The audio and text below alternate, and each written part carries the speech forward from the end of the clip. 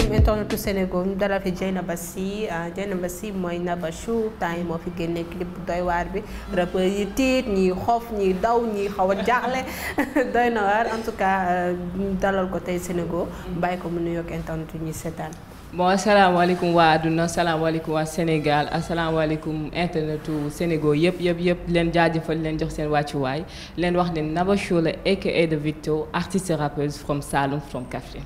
alors Nabachou mu la wax nga présenter sa bopp pour ñu la xamul woon lan nga may wax.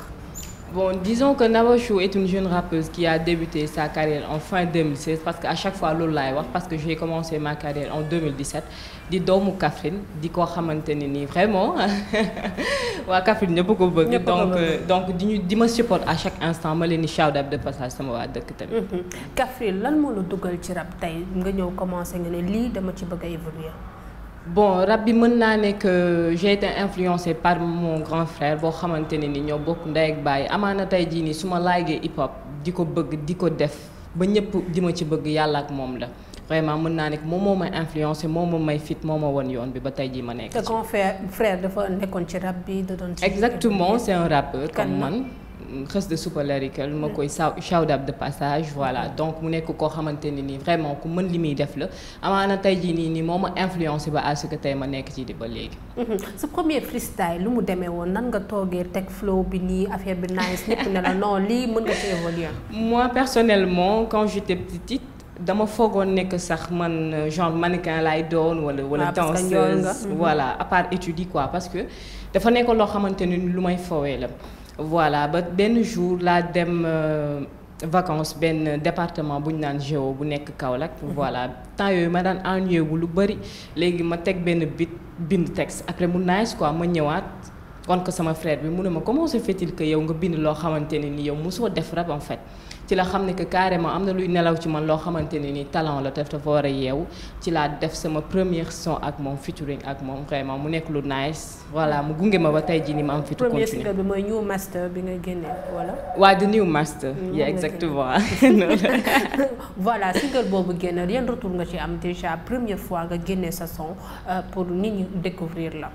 waaw The New Master bi ma ko génnee voilà dafa nekk loo xamante ni lu ma marqué la ba léegi nii parce que mën naa ne que son boobu noonu vraiment dëgg la c'était un début mais par rapport ak sama son wu léegi am na différence bu ngande mais booy seet son boobu noonu dafa nekk lu ma marqué parce que imagine sa première son loo musul def sa àdduna nga koy rap gars yi di béggi xale yi taalibe yi ñëpp di ci toppaat vraiment dafa nekk loo xam ne lu ma marqué la ba léegi nii voilà. 2017 nga ñëwaat ak sa deuxième single. Dangerous Girl. The Dangerous Girl waaw. déjà en 2017 waaw 2016 laa génnee The New Master en 2017 ci laa génnee The Dangerous Girl voilà boo sound boo xamante ne nii bu ma def la man kase. lan la ego trip. ego trip la waaw ego trip la. juste pour wan ne que gars yi man maa ngi ci biir amaana tey jii nii am naa fitu affronter lépp loo xamante ne nii lu may fekk la ci biir parce que j'ai le talent xam naa ne que carrément je peux le faire et je vais le faire. yaa ngi imposer sa bopp alors fii neex na ma nañ taxaw foofu noonu alors rap bi jigéen ñi amoon na ay rappeuses ñu xam ku mel ne Mami Victory gis nañu OMG xaw a temps yi moom mi ngi ci mbalax bi des fois OMG fu ne lay laal daal mais gis nañ fi woon ay groupe Alif gis nañ fi woon am na ay rappeuses yoo xam ne ñu ngi évoluer bëri jigéen foofu noonu lan moo tax déjà titre morceau boobu Dangerous Girl. waaw The Dangerous Girl lan nga wane foofu ego trip bi. bon Dangerous en anglais c'est dangereuse. femme dangereuse quoi okay. Voilà bon ci domaine bi ma nekk quoi muy hip hop bi bon dangereuse ci lépp parce que man physiquement il y a beaucoup de gens yoo xamante ne bu ñu ma gisee physiquement ak xëy na sama taille voilà bu ñu ma gisee bu ñu déggee sama son dañuy reetaan dañ ne ma non. comment se fait-il que yow voix bi nga am voilà ak yow sa style sa port vestimentaire c'est carrément différent. Juste pour les faire savoir que ni carrément hip hop bi dëgg la gars yu ba dañ na am te trop féminin par rapport à ton rap mais juste pour les dire que ni rap dafa nekk loo xamante ne ni amul góor amul jigéen rap da ngay rap dàq góor nga rap dàq ko jigéen voilà donc loolu noonu beneen domaine la mais quant à yow li nga doon mooy yow sa féminité assume-la pleinement quoi voilà donc noonu la fa demee. rappeuse yoo xam ne donc nekkoo rappeuse boo xam ne day solu comme. bon ça dépend man nag lu ma fil laay solo en fait. en réalité parce que gis naa sa benn genre clip la xaw ma. waaw dafa yore olof bu baax. daal di rab ma ne waa kii li muy def ni tamit lu mu sol ak rab bi tamit. waaw c'est juste pour les montrer que je suis une femme. voilà te damay assumer man sama féminité quoi di def rab terewul la nga nekk jigéen. voilà rabal nga dàq ko góor ñi mais nekkal jigéen quoi man personnellement c'est ma philosophie xaw ma ñeneen ñi nag parce que dans la vie ku nekk li nga fil ngay def voilà donc man loolu laa ko jàppee. loolu moo normal sax 2017 2018 2019 ba 2020.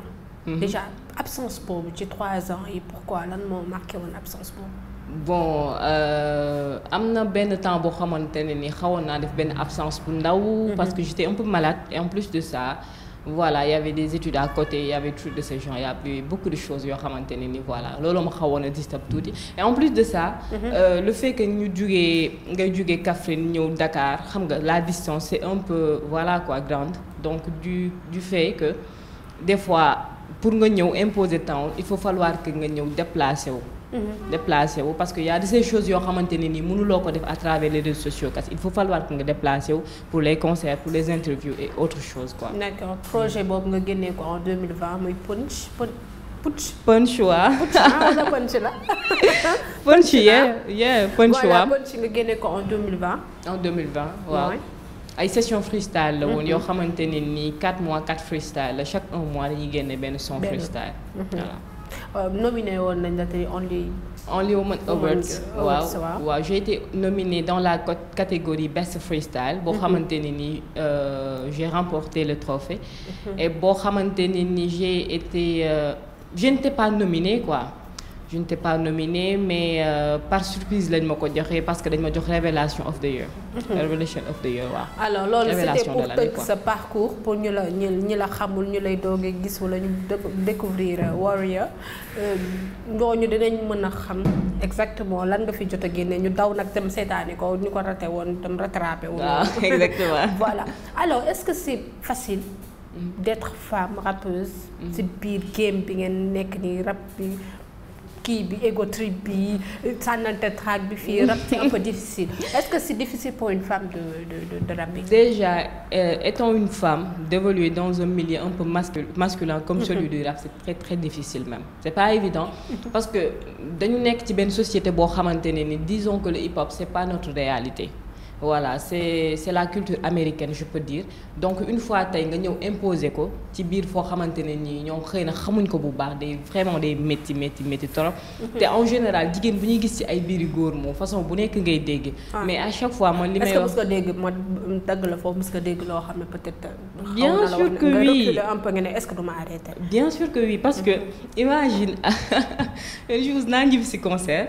sama yaay ne ma am na ko fi ñëwoon ne comme quoi que dégg naa yéen boo leen demee concert da ngay tux da ngeen naan quoi parce que yéen mënoo leen lucide di yéeg sur scène après mu jàpp ma ay ree quoi ma ne ko yaay mu waaw ma ne ko man de xam naa ne que lu nekk di nga ko dégg mais personnellement je sais que ni en âme et conscience que ni jur nga sa doom fa nga ko war a juree donc yar nga ko fi nga ko war a yare mu ne moom personnellement xam na loolu noonu moo tax loolu dérangé wu ko sax façon bu nekk nag da nga koy dégg ay day tux day naan góor yi muy fréquenté dem nañ ba nag ay sama digganteeg sama mag bi nga xam ne ñoo bokk ndey ak baay xamuñ sax lu ñu sekk dañuy gis may ànd ak moom chaque jour ñu foog na leneen la donc une fois tey xamuñu sax xam nga ñenn ñi xamuñu donc kuy jaawale koo xamante ni ñoo bokk ndey ak baay ak keneen koo xam ne bokkuñu dara sax mooy loolu mais loolu métti na ni nga koy dundee en tant que jigéen c'est vraiment trop difficile même très très difficile métti na trop kay. difficile voilà ci rap bi nag da nga ko ñëw fekk fi ñoo am ñoo fi fekk am ñoo xam ne dem nañu def nañ benn temps après dem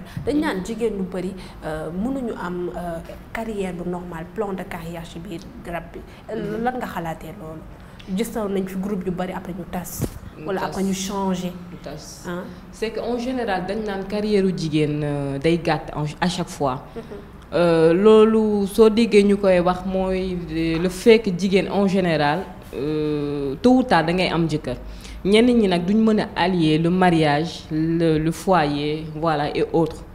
En général bu ñu amee jëkkër rek muy que ça soit les études que ça soit la musique et autres dañuy xaw a yàqule. ñenn ñi nga xamante ne nag am nañ chance peut-être am jëkkër boo xamante ne nii wala benn famille boo xamante ne nii mën nañ comprendre loolu noonu amaan lu ñu bari dañuy dévier ñenn ñi nag peut-être yenn proposition yi ñu am ci milieu bi moo tax parce que milieu bi moom dafa grave milieu show bi sax laay wax dans sa plénitude parce que moo mel noonu façon proposition bu nekk ngay gis façon nit ku nekk ngay gis façon wax bu nekk ngay dégg donc boo amul la tête sur les épaules rek en général da ngay daanu quoi. 2016 2021. lan moo genre am nga talent ku la seetaan du wax leneen man impressionné nga ma ci clip bi ma mujjee génn ci baara bi ma woon. donc am nga talent baa ngi fi. mais lan moo un peu mën naa wax retardé un peu nit ñi grand public li xamagu la lan la li nga nekkee Kaffrine la. wala exactement c'est ça disons que c'est ça parce que je ne suis pas basée en Dakar. Voilà c'est la raison pour laquelle que peut-être que ñenn ñu bari xamaguñ ma. Voilà peut-être que c'est ça. foofu lañ la gën a xamee que à Dakar. waaw c'est normal tamit parce que foofu sama dëkk la mën naa ne que ku juddoo Mbirkilaan yaroo Kaffrine moom bien vrai que de ma famille ñun ci sama côté papa Fouta la ñu dëkk ma leen incha allah de passage fekk man tukkuleur laa. mais man Kaffrine laa juddoo fa laa yaroo fa laa màggee ba tey jii nii ñoom ñoo ma xam voilà donc voilà maa ngi leen incha allah aussi de passage. d'accord kon mais est-ce que loolu dafa nekk le fait que basé wu à Dakar bloqué na un peu sa carrière. Bah disons que c'est ça un peu. Voilà parce que tamit fii je peux dire que ne c'est la capitale ci fépp nag ci côté bu nekk parce que fii tamit fii la lépp nekk fii la lépp basé woo. donc boo basé woo Kaffrine rek bëgg di ñëw di imposer fii ça sera un peu difficile aussi. on va parler nag du single Warrior Girl. man lu ma jaaxal nag avant may ñëw ci single bi mooy sa turu single yëpp freestyle yi yëpp c'est en anglais pourquoi. en anglais. Bon, that's feeling quoi. Feeling. Dangerous. Est-ce que anglais ngay jàng wala quelque chose comme ça. Pourquoi tu choisis toujours ce titre et chanson yi nekk en anglais. Bon, The Dangerous Girl bon man damay feel benn affaire rek def ko en fait. de même que The Warrior Girl bi. refrain bi daf ma ñëw nii dans ma tête nii tag rek ma ñëw yeah Queen Naba is back say warrior affaire bi nice ma ne non The Warrior Girl moom nice na quoi. tey dafay xaw a rejoindre man li ma doon quoi en fait voilà. parce que c'est ma nature moo tax ma jël ko comme étant titre. d'accord single bi nan la maa ngi sentir ne ego trip la un peu. boobu tamit ego trip la de parce que yaa ngi présenté wu di wane ne say capacité li nga une femme guerrière je peux dire. guerrière oui. que pare nga pour. dafa leer pare nañ buñ pare wutoon duñ ko sax def. ñëwaatal si un peu si son bi. nan nga ko bindee inspiration bi lan. bon inspiration bi voilà man parfois nit ñi dañ may tooñ naan ma yow Nabajou comme exemple yow parfois ni ngay bindee parce que ñoom dañu foog ne que loolu tamit war nañ ko bàyyi ñoom góor yi nekk ci game bi waaw. parce que en général heure bu ñu gisee jigéen bu def benn texte bu naaj naan ko kan moo la bindal. ça va voilà mais dañu war a xam ne que talent amul góor amul jigéen amul xale amul mag quoi. talent la c'est inné dafa nekk loo xamante ne yàlla moo koy may nit ki. man personnellement sama benn cousine parfois dafa may tooñ muy aji ma ko shout out de passage moom tamit dafa day jékki-jékki ne man yow est-ce que nekkul benn jinne mooy toog parfois di la bindal quoi. parfois c'est punchline peut-être ak ni ngay bindee. parce que sama 3e couplet sound bi je me rappelle maa ngi ci def ay name dropping ay sant quoi. ay jàmme si sàll faal taal genre yooyu mu ree ne ma comme nan ngay bindee loolu quoi ma ne ko man bizarrement xaw ma day ñëw nii dans ma tête rek ma ñëw. tey yaay bind sa bopp. exactement day ñëw nii dans ma tête rek ma ñëw bind rek xam nga jaay di ma ree naan ma yow nan kan moo lay bindal parce que dañuy xaw a douter wu tuuti ci la fekk ma am benn frère buy rap. ok parfois nag bu gisee yenn texte dañ naan moom moo la bindal voilà te dañu war a bàyyi loolu nag ñoom góor yi lay wax. waaw non foo nga clash leen. non góor ñi ñoom lay waxal góor ñi dëgg la de. non ñoom dañu tàmm loolu ñoom dañu jàpp ne que lépp loo xamante ni lu jigéen def la rek non góor moo nekk ci ginnaaw quoi. voilà dañu war a xam ne que tamit ñun jigéen dañu am potentialité am nañ talent am nañ lépp ci domaine bu nekk nag. voilà du ñoom rek a mën nag. voilà waaw ñoo koy ñëwal doon parce que man yow laa faral man. non du ñoom rek a mën. man lii jigéen il faut nga imposer wu. donc est-ce que aspect boobu est-ce que góor ñi xaw ñu la xeeb un peu tamit. des fois non dañu xeeb nag. réellement dañu xeeb. loolu la dañ ko war a bàyyi. dañuy xeeb ci benn côté parce que dañuy yaakaar ne que voilà quoi jigéen ñi seen carrière du gudd jigéen ñi dañuy def lii dañuy def laa gëmuñu ko parce que dañu jàpp ne que jigéen ñi gëmuñ hip hop en fait te bu ñu fàtte ne que hip hop je peux dire que ni ci jigéen la juddoo en fait. voilà mais il y a de ces choses yoo xamante ne nii gars yi da ngay ree ba tas quoi ñoom xëy na ñoom li ñuy gisee dañuy am ci jigéen voilà exactement ñoom dañuy jàpp ne que jigéen mënu def loo xamante ne ni vraiment day yëm nit ñi alors que c'est le talent qui compte c'est inné lu yàlla may nit la donc loolu dañ ko war nangul jaamu yàlla aussi. d'accord est-ce que loolu tamit amul ci blocage côté invitation yi parce que jigéen bu ñu ko gisee. si parce que ñun des fois suñuy caché concert sax parfois day am différence par rapport ak góor ñi quoi parce que naa ne góor kii góor la garaawul kii jigéen la garaawul. gars yi nag il faut ñu dal seen kaw. non il faut ñu dal seen kaw dañuy tooñ naan non yéen da ngeen féministe quoi xam nga di ñu tooñ quoi mais c'est pas le cas en fait. c'est que jigéen dafa am loo xamante ni cër bu ko yàlla may la dafa am lu ko yàlla defal loo xamante ni nii nit ñi dañ ko war a xam ñun sans ñun dara du dox en fait ñun fu ñu dugg léppay nice dafa leer voilà ñun ñoo ngi nii ñun gem bi ñoo koy neexal temps yi ñun ñoo fi nekk ñoo nekk au top voilà donc loolu faaw góor ñi nangu ko te xam ne ñun ñoo fi nekk dafa leer mais est-ce que mës nga dem spectacle genre nga fekk fa benn rappeur boo xam ne peut-être xooloon nga ko neexoon na la mu jéem la wàññi wala quelque chose comme ça xaw la minimiser un peu. non est-ce que mës na la arrivé rappeur def na ko non fàttalikoo ma ko. fàttalikoo ko ñu bëri nag ñu ne Mamy Victory da ngeen xawoon rose style. ma ko jardin de passage moom tamit. ñu bëri c'est une sista donc mu nekk ku baax ku yaatu aussi te modeste. ma koy man nit ki loo may wan rek laay wax quoi man du ma ne la yàllaa ngi lay nuyu te gisuma ko en fait. voilà li ma wan la dafa am benn modeste bu nekk ci moom lu ma neex ci moom en fait. voilà donc ma koy remercier de passage ci loolu noonu voilà. d'accord fan nga bëgg a teg sa tànk si hip hop bi rap Galsen bi fan nga séntu sa bopp instant bi.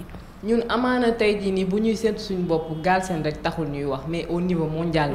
voilà parce que nit ki amaana boo gëmee sa bopp am talent gëm li ngay def jàppal ne que yow dara warul la mën a téye ci lenn. bu neexee yàlla nag voilà parce que lépp ci moom ci loxoom la nekk moom mooy décider moom moo nekk ki nga xamante ne ni mooy décider lépp. li ma gën a marqué si sa son bi déjà da nga tombé foo xam ne polémique am na ci rap bi.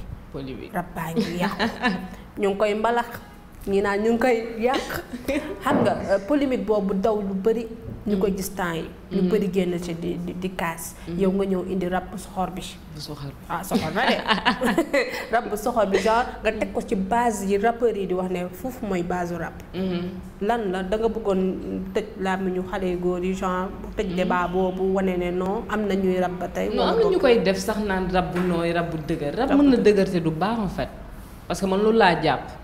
rap dafa am ay façon style de rap donc une fois tey yow li ngay rap na nekk loo xamante ni vraiment xam nga rap mën na nekk lu éducatif loo xamante ne nii voilà je peux dire que ni du fën la voilà façon rap dafa am en fait.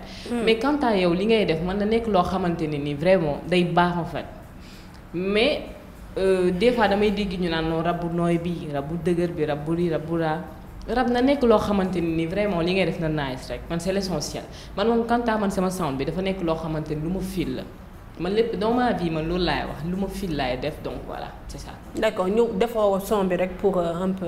non defuma ko pour loolu c'est juste que li ma fil la das feeling dama ko fil rek ñëw def ko. mais mën nañu xaar tey par exemple nga mélanger rap bi ak style bi ñu gis temps yi ñeneen ñi di ko def ci rappeurs yi. wala boog tu restes focus si. bon ci côté mbalax en fait. mbalax wala beneen sonorité boo xam ne non parce que man def naa fi ne benn son mooy son boobu ngay wax. waaw son boobu def naa ko boo xamante ne nii dañ ko sampling ak Tama. may shout out El Maestro de passage parce que moom moo tëgg beat bi waa Digit Prod. donc dafa nekk loo xamante ne nii gars yu bëri dañ ci doon polémique ñoom man dama joute yaa ngi mbalax non du question de loolu. loolu rap la loolu kenn mënu ko génnee ci rap 4 temps classique la dama ko rap.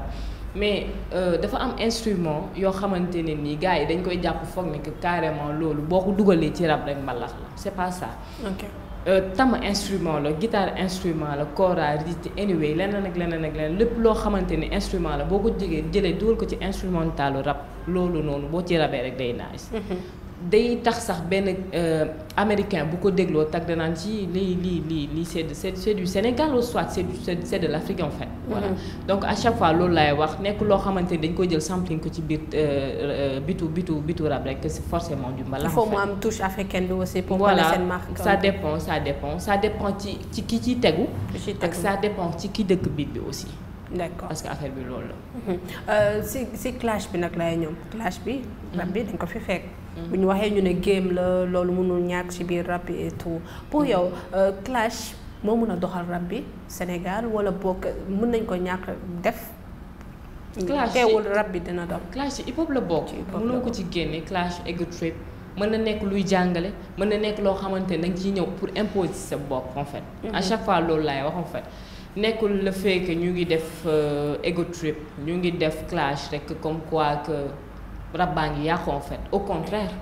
parce que man li may wax mooy ne que clash ci hip hop la bokk mais na yam ci ay normam parce que clash y a de ces gens yoo xam ne bu ñuy clash dañuy déborder parce que ngay clash di saaga ndey exemple wala ngay clash di tudd yaayu jàmbur buñ tuddee sa yaay rek mooy loolu moo tax à chaque fois dañ naan après dañu indiscipliné alors que c'est pas le cas ñenn ñi ñoo indiscipliné ñenn ñi ñooy def loolu mais c'est pas tout le monde en fait. Voilà. Est-ce que mës nga am clash ak kenn. non.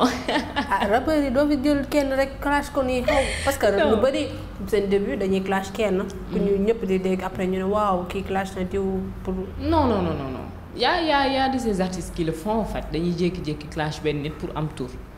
loolu xëy na ñoom seen plan de carrière ñoom noonu lañ ko bëgg a tëralee. ne ñëpp bokkuñu en fait bokkuñu ni ñuy joobee bokkuñu ni ñuy tëralee suñu plan de carrière. voilà c'est ça. ban rappeur nga gën a fii koo xam ne nag ci génération bi fiil nga ko bu baax. ci génération bi ku ma fiil góor walla jigéen. ñaan ñëpp. bon sama frère. sa frère. voilà mis à part sa frère xanaa di nga am kenn koo xam di nga ko déglu. non moom c'est-à-dire soo gisee ma ne dama ko parce que fii instant bi problème king moo fi am de. king. xanaa yow queen bi yow lay doon après. exactement loolu dafa leer. loolu dafa leer queen bi yow la kon.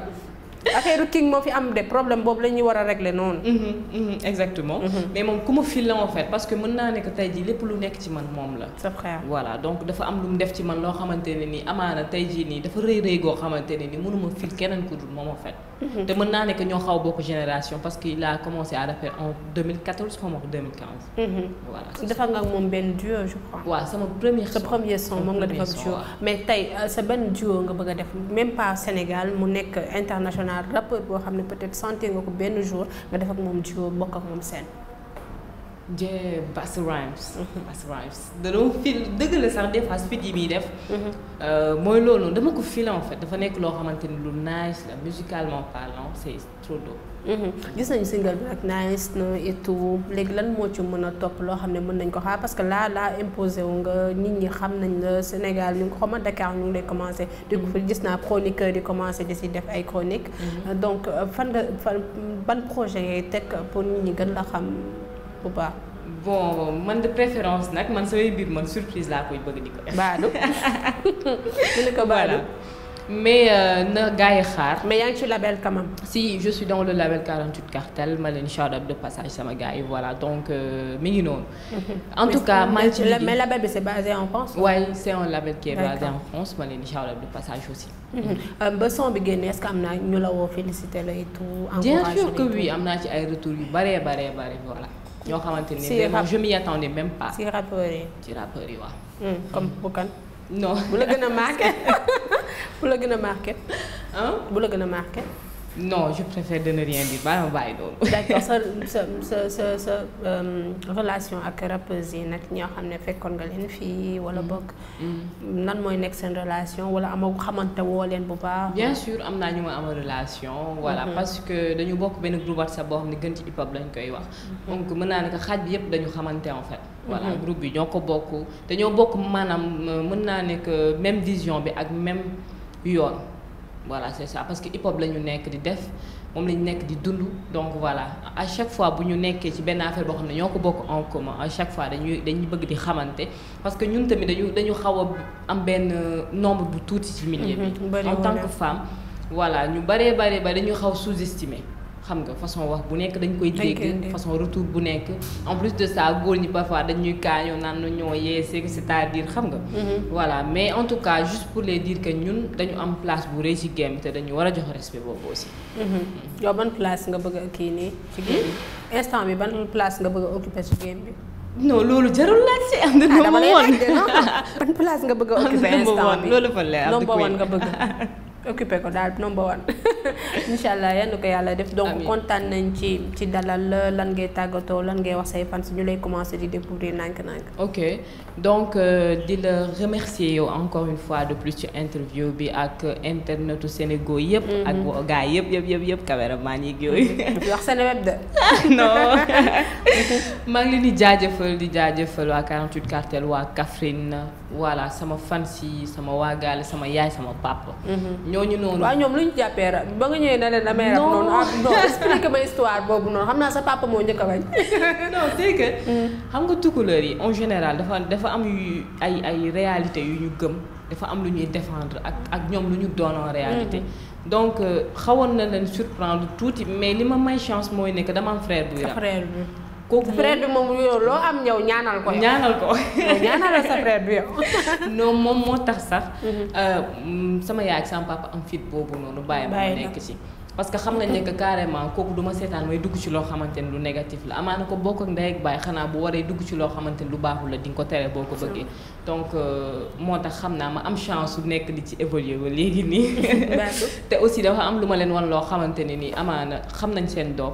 donc looloo tax ñu bàyyi ma ci milieu bi ba léegi nii. donc ma leen di remercier de passage di leen remercier encore de fois de plus ci ñaan yeeg yooyu noonu parce que nga jur sa doom mu nekk ci benn milieu boo xamante ni c'est un peu dangereux. voilà donc à chaque fois ñu ngi ñaan daal ñu ngi woote di xam ci la laay dugg ci la laay génn di leen remercier encore une fois de plus. waa di ñu rabu tukulóor nag comme tukulóor nag. non wala déggoo gàll non surprise la non dégg naa. dégg naa kon attends nañu xaar benn son boo xam ne en pulaar. incha allah peut-être sax mu nekk. son bi ñëwaat incha allah nii la rek de dañoo manqué rek ku ñu représenté.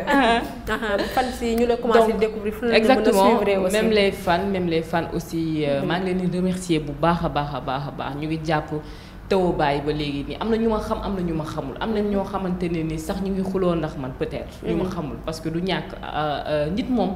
boo bëggee nit ki moom voilà lu nekk dala koy jaral parfois. donc voilà ma leen di remercier bu baax a baax di remercier waa Kaffrine di remercier ñëpp bàyyiwuma kenn. fu ñu mën a suivre. waaw ku ma bëgg suivre. donc mën nga dem sama Instagram taper Nabachou parce que Nabachou bi ñu bëri dañuy jaawal nu ñu koy bindee quoi c'est NABASHU. voilà sama YouTube Nabachou NBS. sama Twitter Nabachou Facebook Nabachou TikTok Nabachou. yomb na kon gars yi nañu ko dem suivre. voilà parce qu'elle a beaucoup de talent franchement man j'ai apprécié. merci beaucoup di ma jot a gis daa apprécié naa ko yàlla na carrière bi gën a kawe. amiin ñu dem ba nga nekk nag suñu star nag king queen bu doy waar. merci boobaa da nga may accordé interview de doo bañ. incha allah.